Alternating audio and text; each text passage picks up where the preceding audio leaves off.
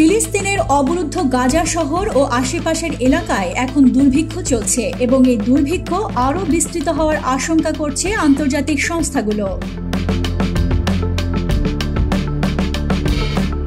জাতিসংঘ মহাসচিব Antonio Guterres ফিলিস্তিনের এই চলমান পরিস্থিতিকে মানবসৃষ্ট বিপর্যয় বলে আখ্যা দিয়েছেন। বলেছেন, এই নরক পরিস্থিতির বিরুদ্ধে পদক্ষেপ নেওয়ার সময় আগামীকাল নয়, আজই।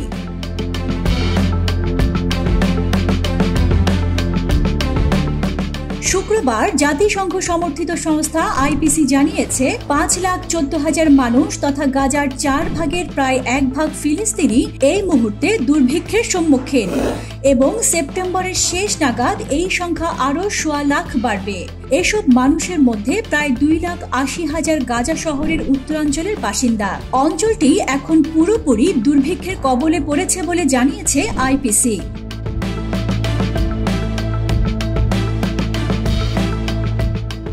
মধ্য ও দক্ষিণ অঞ্চলের ডের আল বালাহ এবং খান ইউনিসে আগামী মাসের শেষ নাগাদ দুর্ভিক্ষের আশঙ্কা করছে তারা।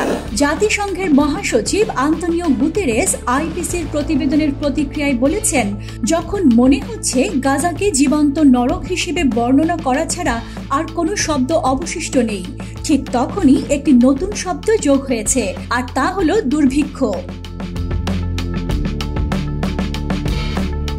তিনি বলেন, এটি কোনো রহস্য নয়, বরং একটি মানবসৃষ্ট বিপর্যয়, একটি নৈতিক আর্জি এবং মানবতার ব্যর্থতা। দুর্ভিক্ষ কেবল খাদ্য সম্পর্কে নয়, এটি মানুষের বেঁচে থাকার জন্য প্রয়োজনীয় ব্যবস্থার ইচ্ছাকৃত পতন। তিনি বলেন, এই পরিস্থিতিকে দায় মুক্তি দিয়ে চলতে দেওয়া যায় না, আর কোনো অজুহাত নেই। পদক্ষেপ নেওয়ার সময় আগামীকাল নয়, এখনই। তবে ইসরায়েলের প্রধানমন্ত্রী বেনয়ামিন নেতানিয়াহু এই প্রতিবেদনের সত্যতা অস্বীকার করেছেন।